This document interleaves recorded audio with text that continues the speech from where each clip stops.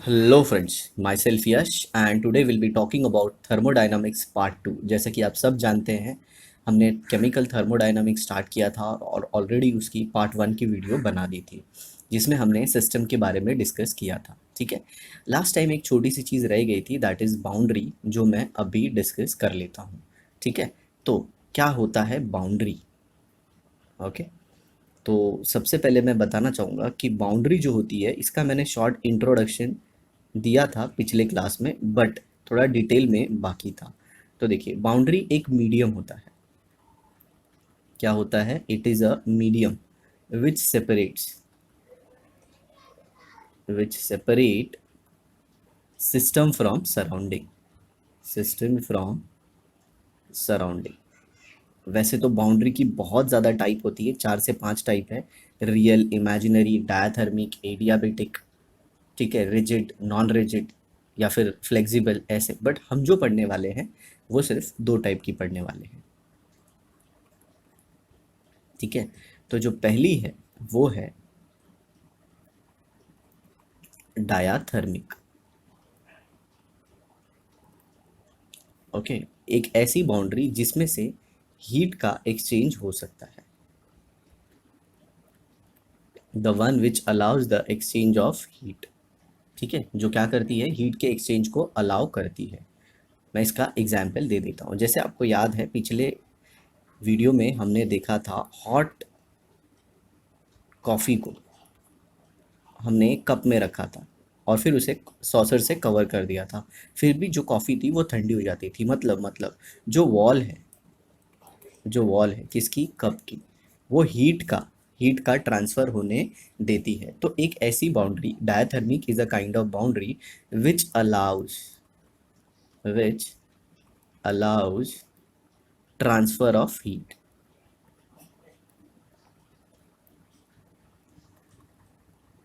Between system and surrounding. Between system and surrounding. ठीक है, जो हीट का ट्रांसफ़र होने देती है, किसके किसके बीच में? जी हाँ, सिस्टम और सराउंडिंग के बीच में। उसे हम डायथर्मिक कहते हैं। दूसरा, मेटालिक बाउंड्री भी लोगे तो भी वो हीट कंडक्ट करती है। तो जो भी हीट कंडक्ट करता है वो डायथर्मिक होगा। अब जो दूसरा आता है वो काफ़ी इंपॉर्टेंट है, दैट इज एडियाबेटिक। ओके, अब ये एडियाबेटिक क्या होता है? जी हाँ, ये भी एक टाइप की बाउंड्री है विच डज नॉट अलाउ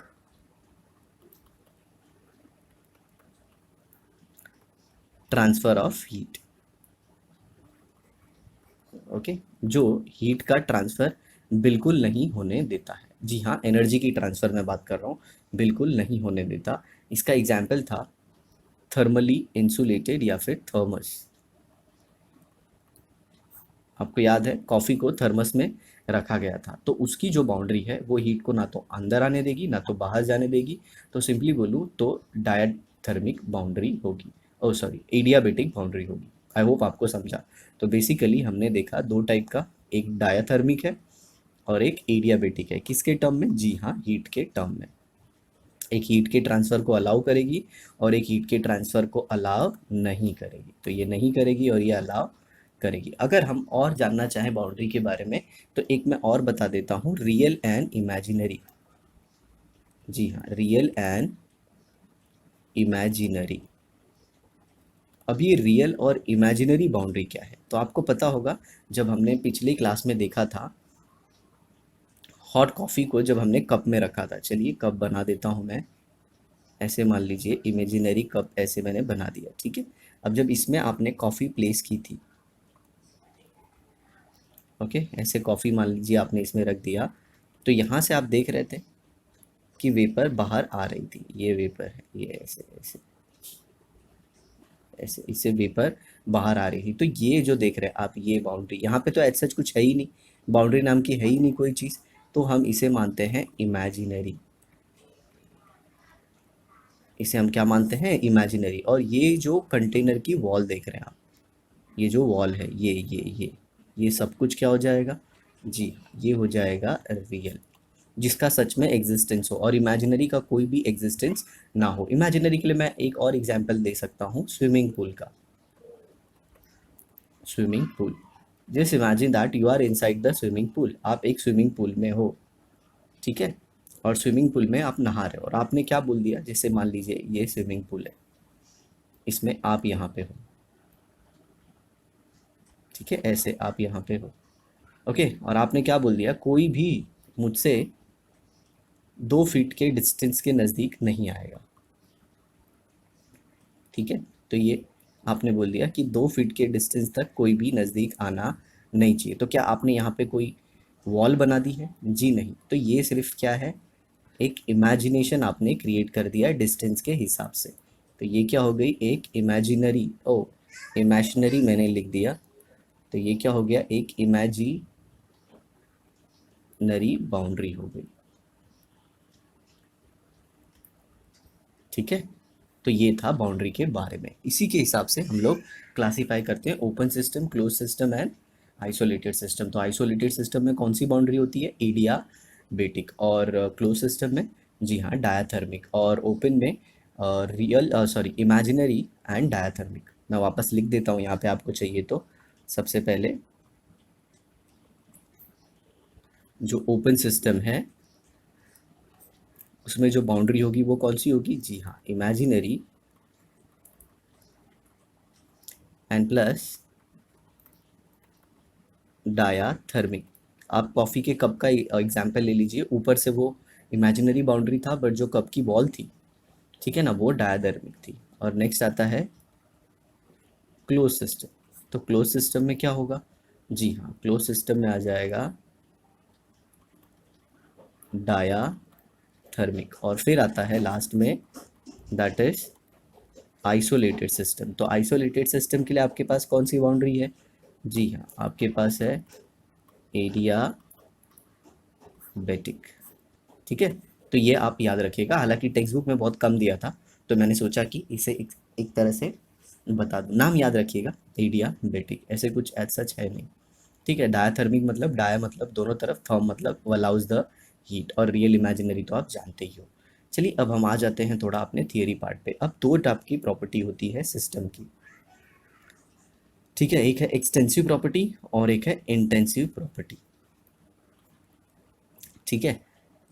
अब एक्सटेंसिव और इंटेंसिव प्रॉपर्टी क्या है, प्रॉपर्टी क्या है सिस्टम की, जैसे जैसे जैसे आप हो, आप इंडिविजुअल हो, तो आपकी क्या प्रॉपर्टी है, जी हाँ मान लीजिए आप किसी चीज़ में बहुत अच्छे हो, किसी चीज़ में आप बहुत अच्छे हो, तो वो आपकी प्रॉपर्टी है। जैसे you know how to swim, तो स्विमिंग इज़ योर प्रॉपर्टी, ठीक है। You know how to climb on a mountain, you have done mountain climbing and all that, then we can say that what, then we can say that that is your property. तो ऐसे ही system की भी property होती है। अब system की property को कैसे बता सकते हैं, मान लीजिए आपके पास एक सिस्टम है, तो सिस्टम में क्या होगा, जी हाँ सिस्टम के अंदर मैटर होगा। ये मान लीजिए मैंने बोला था ये चैप्टर में मेजॉरिटी ऑफ द टाइम आप कौन से सिस्टम की बात करोगे, जी हाँ एक सिलेंडर होगा और उसी में एक पिस्टन होगा। तो ये देखिए ये तो हो गया पिस्टन, और इसमें मान लीजिए गैस फिल कर दिया आपने, क्या फिल कर दिया, गैस, ठीक है। तो ये क्या हो गया, ये हो गया गैस, आया समझ में। तो अब गैस का क्या क्या प्रॉपर्टी आप बता सकते हो, जी बहुत सारा कुछ बता सकते हैं। गैस का वॉल्यूम बता सकते हैं, गैस का टेम्परेचर बता सकते हैं, गैस का मास बता सकते हैं, अगर गैस के पास एनर्जी है कोई, मान लीजिए हीट एनर्जी, तो उसकी एनर्जी बता सकते हैं। फिर गैस की इंटरनल एनर्जी बता सकते हैं, ओके, गैस के अंदर कितनी हीट थी पर ग्राम वो बता सकते हैं। तो ऐसे बहुत सारी प्रॉपर्टीज हो जाएगी सिस्टम की। तो अब इसको हमने दो कैटेगरी में क्लासीफाई किया है, और किस बेसिस पे वो देख लेते हैं। तो इसे हमने क्लासीफाई किया है दो कैटेगरी में, ठीक है। तो पहली जो कैटेगरी है वो यहाँ पे मैं लिख देता हूँ, इसे हम कहते हैं एक्सटेंसिव प्रॉपर्टी, क्या कहते हैं, एक्सटेंसिव प्रॉपर्टी। और जो दूसरी है वो है इंटेंसिव प्रॉपर्टी। प्रॉपर्टीज ले लेते हैं क्योंकि मैं ढेर सारे एग्जाम्पल आपको देने वाला हूँ, और बीच में ये लाइन ले लेते हैं। ओ लाइन तो तेरी आ गई, ठीक है। तो इसे सीधा खींचने की कोशिश करते हैं, तो ये कुछ इस तरह से आ गई। तो एक्सटेंसिव प्रॉपर्टी को हम लेफ्ट में लिखेंगे और इंटेंसिव प्रॉपर्टी को राइट में। तो सबसे पहले क्या होता है एक्सटेंसिव और इंटेंसिव प्रॉपर्टी, तो देखिए यहाँ पे कुछ ट्रिकी शब्दों का प्रयोग करेंगे। जैसे ये देख रहे हैं आप इंटेंसिव, इसी से आप एक वर्ड ले लेंगे इंडिपेंडेंट। जी हाँ, मैं आपको समझाने की कोशिश करता हूँ। ऐसी प्रॉपर्टी जो amount of matter present inside the system पे डिपेंड नहीं करते।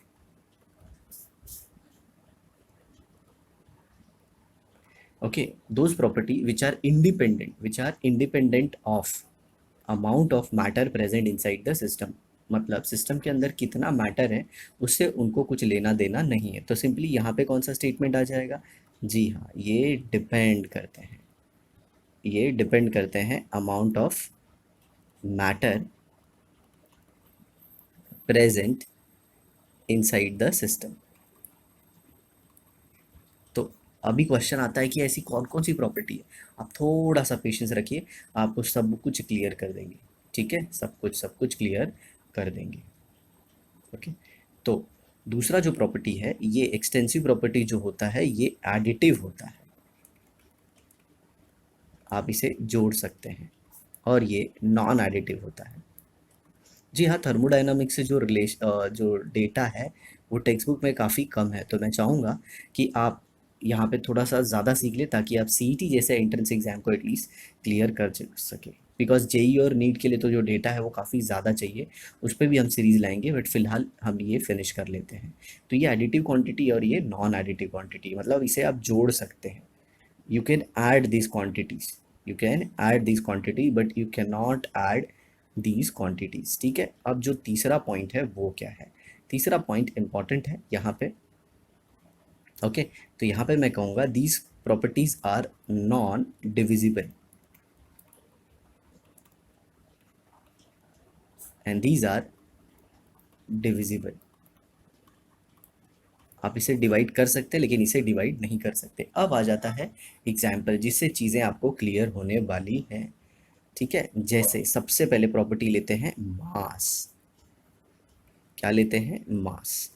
ठीक है, क्या आप मास को, आपने इतना सब्सटेंस का मास लिया, ठीक है, सपोज ये किसी सब्सटेंस का मास है, और फिर इसी को आपने ऐसे डिवाइड कर दिया दो पार्ट में, तो क्या ये वाला मास और ये वाला मास इक्वल होंगे? जी नहीं, इसीलिए कहा जाता है कि ये प्रॉपर्टी एडिटिव, सॉरी, ये प्रॉपर्टी डिविजिबल नहीं है, ये प्रॉपर्टी डिविजिबल नहीं है। तो ये डिविजिबल नहीं है, हालांकि मैंने जो सिंबल है वो गलत जगह पे बनाया, ये डिविजिबल नहीं है। दूसरा, ये अमाउंट ऑफ मैटर पे डिपेंड कर लेता है। मान लीजिए ये 5 kg था और जब आपने इसको आधा कर दिया तो ये क्या हो गया? जी हाँ, आधा आधा। ओके, चलिए, मास हो गया। अब दूसरा मैं ले लेता हूँ नंबर ऑफ मोल्स, क्योंकि जब मास चेंज हो जाते हैं तो सिंपल सी बात है नंबर ऑफ मोल्स भी चेंज हो जाएगा। क्यों? नंबर ऑफ मोल्स का फॉर्मूला क्या होता है? Given mass upon molar mass. आपको कितना मास दिया गया है डिवाइडेड बाय मॉलिक्यूलर मास। जैसे मैंने बोला, मैंने आपको CaCO3 का 100 ग्राम दे दिया है, तो उसके मोल्स पता कीजिए। तो CaCO3 में जो कैल्शियम है उसका मॉलिक्यूलर वेट, ऑक्सीजन का molecular weight, sorry atomic weight, सबको ऐड कर देंगे। तो ऐड करने के बाद कैल्शियम जो है वो 40 है, कार्बन 12 है और ऑक्सीजन का 16 × 3। तो टोटल अगर आप देखें तो यहाँ पे कितना हो जाता है कैल्शियम कार्बोनेट का?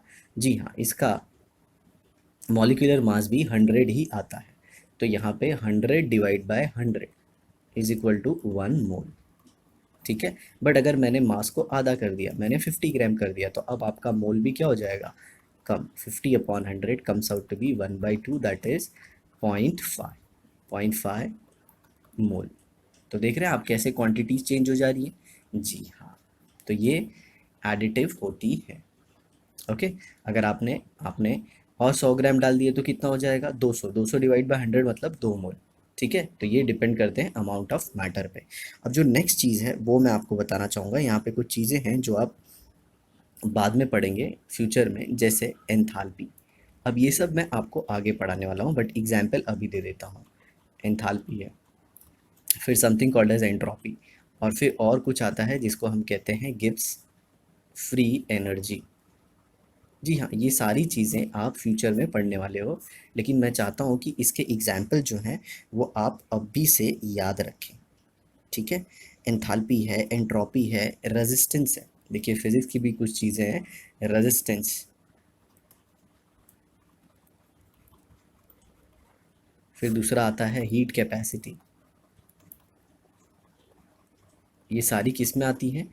जी हाँ, ये सारी आती हैं एक्सटेंसिव प्रॉपर्टी में। एक्सटेंसिव मतलब ये डिपेंड करती हैं। अगर आप वायर की लेंथ बढ़ा दोगे तो रेजिस्टेंस नो डाउट बढ़ जाएगा, मैटर बढ़ा दोगे तो रेजिस्टेंस बढ़ जाएगा। और इसमें एक बहुत ही इंपॉर्टेंट पैरामीटर है जो छूट रहा है, उसे भी मैं ले लेता हूँ, दैट इज़ वॉल्यूम।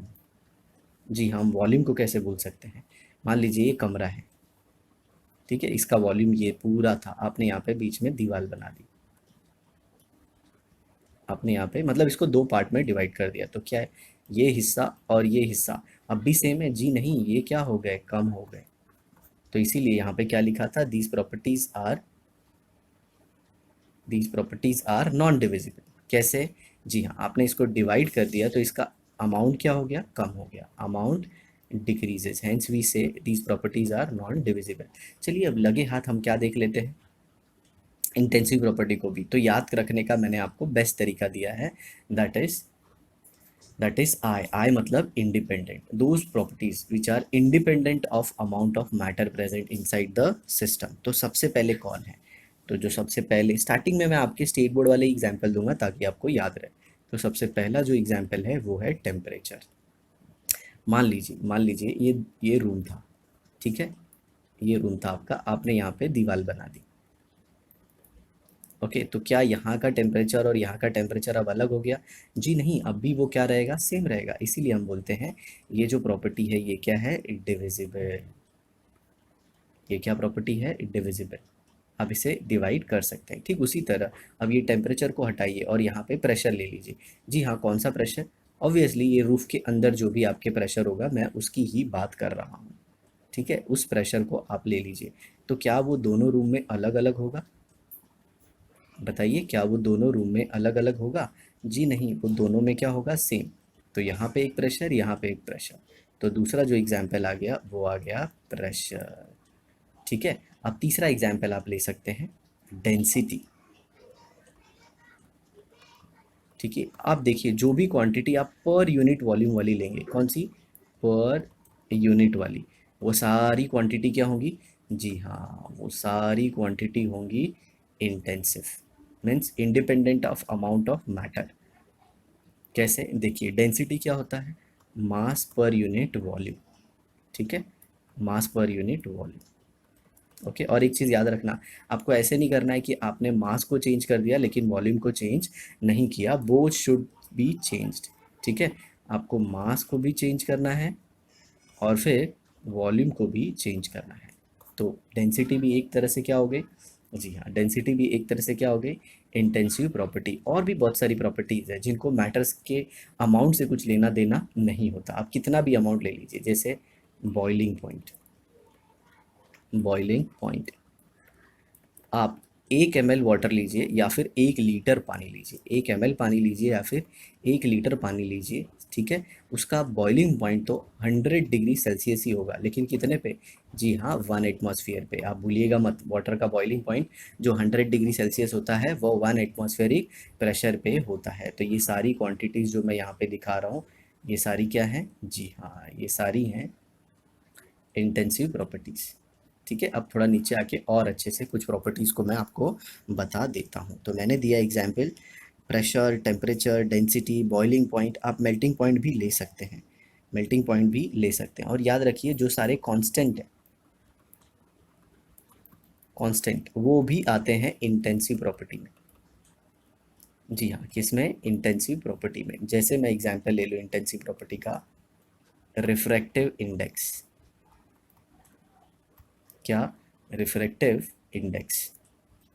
पता है आपको ग्लास की प्रॉपर्टी होती है, ये जनरली मटेरियल की प्रॉपर्टी होती है। ऐसे तो ग्लास का आपने पढ़ा होगा ऑप्टिक्स चैप्टर में, रिफ्रैक्टिव इंडेक्स हो गया, फिर स्पेसिफिक वॉल्यूम हो गया, फिर स्पेसिफिक हीट हो गया। ओके, तो इसमें जो है बहुत सारे कांस्टेंट हैं, मोलर हीट कैपेसिटी, मेरे को पता है इसमें से बहुत सारे जो शब्द हैं आपको पता नहीं है, बट फिर भी आप इसे जस्ट याद रखिएगा। ओके, स्पेसिफिक हीट कैपेसिटी, ये सारी चीज़ें आपको याद रखनी है क्योंकि इसका यूज़ होने वाला है फ्यूचर में। ठीक है, आप मोलर वॉल्यूम भी ले सकते हैं यहाँ पे चाहे तो। मोलर वॉल्यूम, एक मोल का जो वॉल्यूम होता है वो फिक्स होता है कितना, 22.4 D M cube, 22.4 D M cube. इसी तरह आप रजिस्टिविटी भी ले सकते हैं।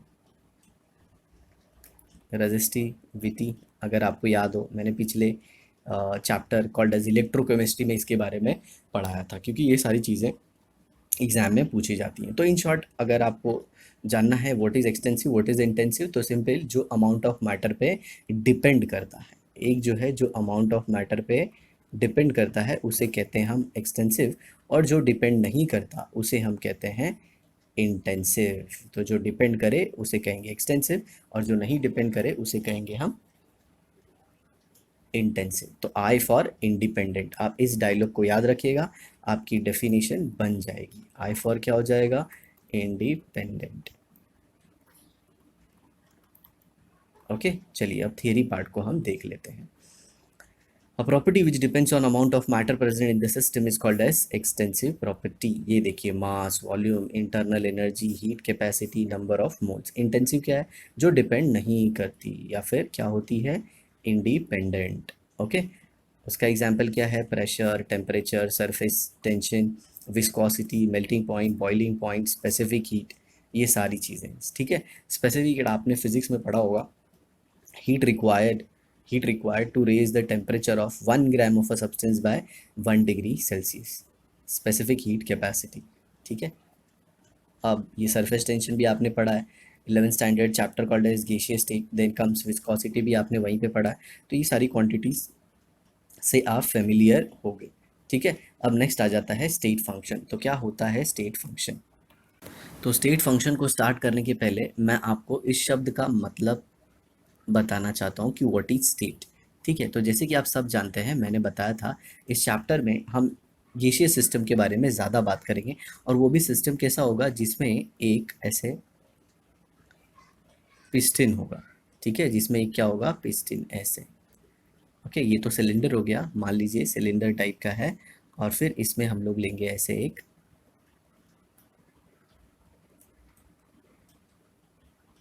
पिस्टन। ठीक है, ये पिस्टन हो गया, और ये सिलेंडर के अंदर जो है वो गैस भरी हुई है। क्या, जी हाँ, इसके अंदर गैस भरी हुई है। शायद आपको गैस दिख नहीं रही होगी, तो मैं यहाँ पे थोड़ा सा दिखा देता हूँ। मान लीजिए ये गैस पार्टिकल है अंदर। ठीक है, तो अब क्या होता है स्टेट ऑफ अ सिस्टम, तो यहाँ पे आपको ये जानना होगा कि स्टेट ऑफ अ सिस्टम, जो सिस्टम की करंट स्टेट को बताए कि सिस्टम की स्टेट क्या है। तो सिस्टम की स्टेट कैसे बताएंगे आप, सिस्टम में क्या है, जी हाँ गैस। तो आप गैस के बारे में क्या बता सकते हैं, जी हाँ, गैस के बारे में सिंपली बता सकते हैं उसका amount, that is number of moles, number of moles. दूसरा क्या है, जी हाँ, उसका टेम्परेचर आप बता सकते हैं। तीसरा आप क्या बता सकते हैं, तीसरा, जी हाँ, तीसरा आप बता सकते हैं गैस का प्रेशर, कि वो गैस किस प्रेशर पे रखी हुई है।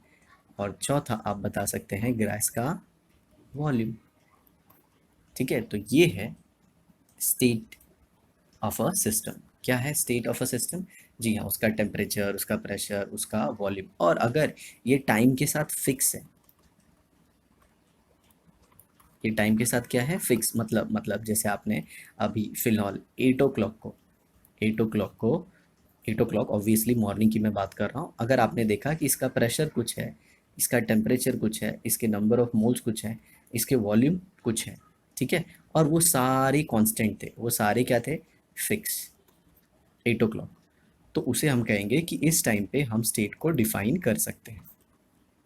हम स्टेट को क्या कर सकते हैं, डिफाइन कर सकते हैं। मान लीजिए 9 o'clock को, 9 o'clock को नंबर ऑफ मोल्स का अमाउंट कुछ और हो गया, टेम्परेचर भी कुछ चेंज हो गया, और प्रेशर भी चेंज हो गया, वॉल्यूम भी चेंज हो गया। तो हम कह सकते हैं कि हम स्टेट को डिफाइन करेंगे एट 9 o'clock। अब दिमाग में क्वेश्चन आता है कि 8 o'clock से 9 o'clock के बीच में ये चेंज कैसे हुए, तो इससे हमें कुछ लेना देना नहीं है। तो स्टेट को डिफाइन करने के लिए हमको उसी समय की उसके जो वेरिएबल्स है उसकी वैल्यू जाननी होती है। तो यहाँ पे आप समझ रहे हैं, फंक्शन शब्द का मतलब है बेसिकली वेरिएबल्स, ठीक है, उसको जानना होगा। अगर वो आप जान गए तो आप स्टेट को डिफाइन कर सकते हो। और अगर उस टाइम पे मान लीजिए 9 o'clock को टेम्परेचर अभी भी डिफ्लेक्ट हो रहा है, मतलब टेम्परेचर फिक्स नहीं है, मान लीजिए मैं टेम्परेचर चाहता था कि 30 डिग्री सेल्सियस हो, बट टेम्परेचर कभी 29 हो रहा है, कभी 31 हो रहा है, कभी 32 हो रहा है, तो इस टाइम पे आप सिस्टम की स्टेट को डिफाइन नहीं कर सकते। तो स्टेट को डिफाइन करने के लिए सिंपली आपको क्या चाहिए, जी हाँ, आपको चाहिए कि टाइम के साथ सारे जो ये वेरिएबल हैं, टेम्परेचर, प्रेशर, वॉल्यूम, ये सारे क्या हो, कांस्टेंट, तो हम स्टेट को डिफाइन करेंगे। ठीक है, चलिए मान लीजिए इसी का एग्जाम्पल मैं ले लेता हूँ। ये जो अभी मैंने ये सिस्टम लिया था, ठीक है, अब मान लीजिए ये सिस्टम में जो टेम्परेचर है वो T1 है। इस सिस्टम में टेम्परेचर क्या है, जी हाँ, इसमें टेम्परेचर जो है वो T1 है। इसमें वॉल्यूम क्या है, V1, और इसमें नंबर ऑफ मोल्स क्या है, वो N, और प्रेशर क्या है, P1। अब हम सब जानते हैं कंटेनर में पिस्टन लगा हुआ है, तो गैस के अमाउंट में तो कोई चेंज होने वाला नहीं है। तो मान लीजिए नंबर ऑफ मोल्स क्या हो गया है, कांस्टेंट। ठीक है, अब ये सिस्टम इनिशियल से अब ये चेंज हो रहा है। चलिए तो एक और बना देते हैं हम ऐसे ही कुछ। तो यहाँ पे ही आ गया पिस्टन,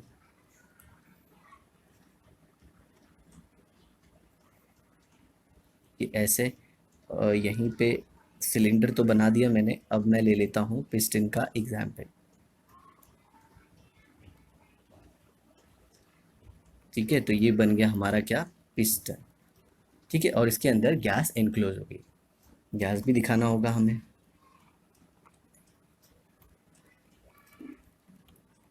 तो मान लीजिए ये गैस पार्टिकल हो गए। ठीक है, अब अब यहाँ पे जो इम्पोर्टेंट चीज़ है वो हमें जानना है कि ये जो वेरिएबल्स है जो सिस्टम की स्टेट को डिफाइन करते हैं। सिस्टम की स्टेट को क्या डिफाइन कर रहे थे यहाँ पे, जी हाँ, प्रेशर डिफाइन कर रहे थे, टेम्परेचर डिफाइन कर रहे थे, वॉल्यूम डिफाइन कर रहे थे। कैसे बताओगे आप, अगर आपको गैस के बारे में कुछ बता रहे हो, बताना है, तो आप क्या बताओगे, उसका टेम्परेचर बताओगे, वॉल्यूम बताओगे, प्रेशर बताओगे, नंबर ऑफ मोल्स बताओगे ना, तो यही उसकी स्टेट को बताते हैं। ठीक है, अभी जैसे तुम्हारी पूछ दी, तुम्हारी करंट स्टेट क्या है, तो क्या बताओगे, तुम्हारा फिलहाल वेट कितना है। ठीक है, तुम्हारा वेट कितना है, फिर दूसरा आप कितने डिस्टेंस तक देख सकते हो, ये सारे पैरामीटर ही ना, तो ये तो वेरिएबल है, टाइम के साथ चेंज होते रहते हैं। ठीक है, लेकिन करंट टाइम पे जैसे कि आपको पूछा गया 16 की एज पे आपका क्या वेट था, और फिर 25 की एज पे क्या वेट था, तो वो जो वेट है वो आपकी 16 और 25 पे डिपेंड करते हैं। आपने बीच में क्या किया, कैसे किया, उससे कुछ लेना देना नहीं है। तो मान लीजिए यहाँ पे जो टेम्परेचर था वो T1 से T2 हो गया, और फिर यहाँ से V1 से ये V2 हो गया, और यहाँ पे P1 से P2 हो गया। इसका मतलब क्या, इसका मतलब क्या कि टेम्परेचर पहले T1 था, अब T1 से T2 हो गया, मतलब वो चेंज हो गया। P1 से क्या हो गया, P2 हो गया, और V1 से V2 हो गया। मतलब इनिशियली इनकी कुछ वैल्यू थी, बाद में वैल्यू कुछ चेंज हो गई। तो वो किसके ऊपर डिपेंड करती है, जी हाँ, ये फर्स्ट स्टेट और ये सेकेंड स्टेट।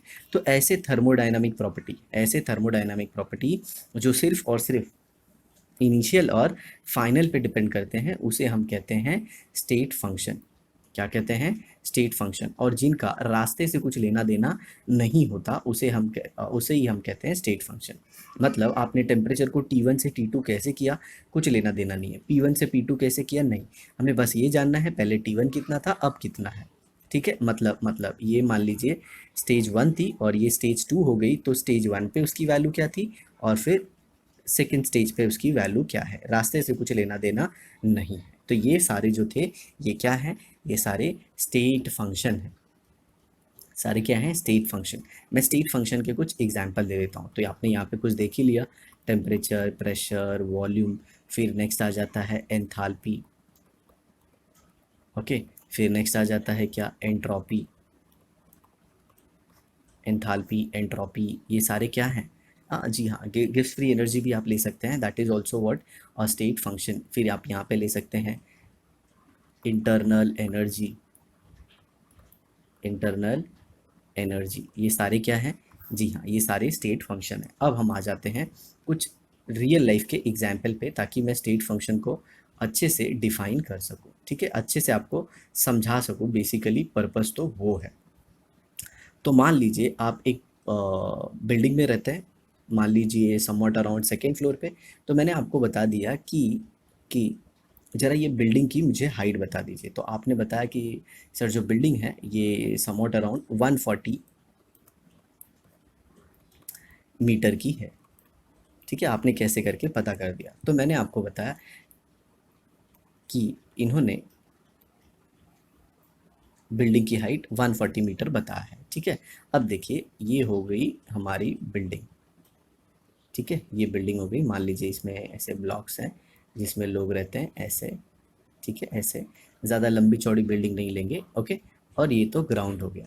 ठीक है ना, मैंने बोला कि आप बिल्डिंग से ये ग्राउंड फ्लोर पे, ये जो ग्राउंड फ्लोर है ये जो आपको दिखाया गया है, यहाँ से टेरेस पे जाके दिखाइए।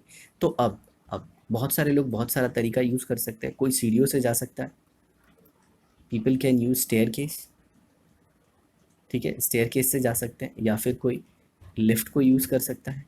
ठीक है, स्टेयर केस से जा सकते हैं, लिफ्ट से जा सकता है। कोई बहुत ज़्यादा बुद्धि लगाएगा, जैसे हमारे स्टूडेंट होते हैं क्लास में भयंकर भयंकर आंसर देते हैं। कोई बोलेगा सर मैं तो खुद का हेलीकॉप्टर मंगा के उससे जाऊंगा, चलिए ठीक है वो भी मान लेते हैं। कुछ लोग बोलेंगे, जैसे मुंबई में हमारे बहुत फेमस होता है कि सर हम गोविंदा पथक बनाएंगे, लोगों को पहले ऐसे खड़ा करेंगे, ऐसे सारे लोग खड़े होंगे, फिर फिर उनके ऊपर कहीं जाके हम खड़े होंगे और फिर इस तरह से बिल्डिंग पे पहुंच जाएंगे। तो देखिए देखिए ये पूरे प्रोसेस में reaching on terrace of a building is our goal.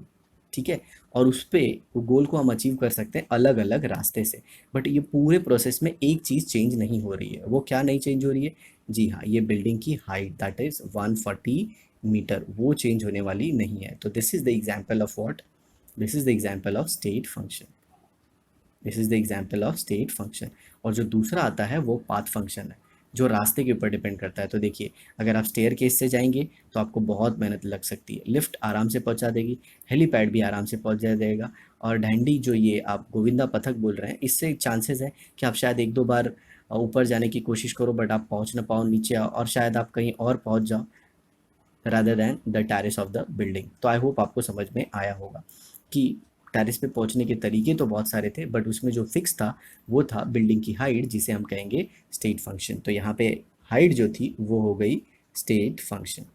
ठीक है, चलिए अब मैं कुछ और भी एग्जाम्पल दे देता हूँ ताकि आपको एकदम क्लियर हो जाए। जैसे मान लीजिए आप अपने घर पे यहाँ पे हो, ओके, ए, और आपको जाना है अपने कॉलेज बी। ठीक है, अब बहुत सारे तरीके हैं कॉलेज जाने के, कोई ऐसे जा रहा है, ठीक है, कोई ऐसे गया, अब कोई ऐसे जा रहा है। ठीक है, और कोई लोग ऐसे पूरा ऐसे जाके यहाँ पे जा रहे हैं। ठीक है, सब लोग ने अलग अलग रास्ता पूछा, मतलब अलग अलग रास्ता फॉलो किया। अब मैंने बोला कि ए, आप जो आपका घर है ए, वहाँ से आप जब कॉलेज जा रहे हो तो उसके बीच का मिनिमम डिस्टेंस क्या है, मिनिमम डिस्टेंस क्या है? तो सर ये तो एकदम सिंपल था सर, ऐसे सीधे ही चले जाएंगे, ऐसे सीधे चले जाएंगे। तो जी हाँ, मान लीजिए आप ए से B, C D, C D E और एफ वे से गए। तो देखिए यहाँ पे जो सी डी और एफ वेज है, ठीक है, ये भी आपको आपकी destiny that is point B तक लेके जा रहे हैं, बी तक लेके जा रहे हैं। बट इनकी जो लेंथ है, जो डिस्टेंस आप कवर करोगे वो अलग अलग है। बट जो पॉइंट ई है, मतलब जो रास्ता ई है, वो जो मिनिमम डिस्टेंस है किसके बीच में, ए और बी। जैसे ही आपने पॉइंट डिसाइड किया, पॉइंट डिसाइड किया, उसके बीच का मिनिमम डिस्टेंस फिक्स हो गया। चलिए अभी यहाँ पे मान लीजिए मैं ए और बी ले लेता हूँ, यहाँ पे कुछ ऐसे ए और बी। अब तो बहुत सारे तरीके होंगे बी तक जाने के, इनफाइनाइट नंबर ऑफ, बट उसके बीच का जो मिनिमम डिस्टेंस होगा वो फिक्स होगा। और वो किसके ऊपर डिपेंड करता है? जी हाँ, जैसे ही आपने पोजीशन ले लिया ए और बी का, और इसी को हम क्या कहते हैं? डिस्प्लेसमेंट। क्या कहते हैं?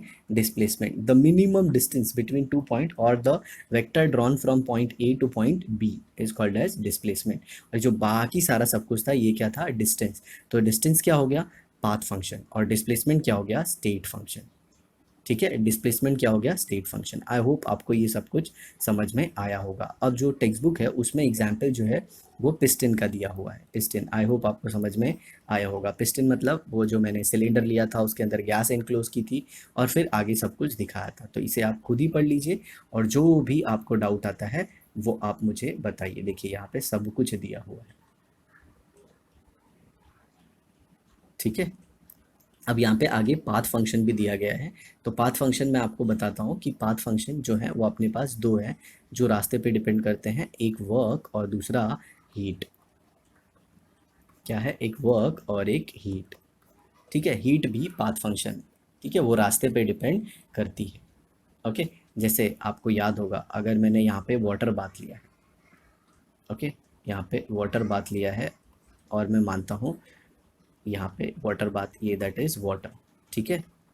और एक मेटालिक कंटेनर ये अंदर देख रहे हो, इसके अंदर कुछ आइस क्यूब्स रख दिए मैंने। क्या रख दिए, आइस क्यूब्स। आप देखोगे धीरे धीरे ये जो आइस क्यूब है ये भी मेल्ट हो जाएंगे और ये कौन सी कंडीशन में आ जाएंगे, जी हाँ, लिक्विड वाटर के कंडीशन में। बट मान लीजिए मैंने मैंने मैंने इसे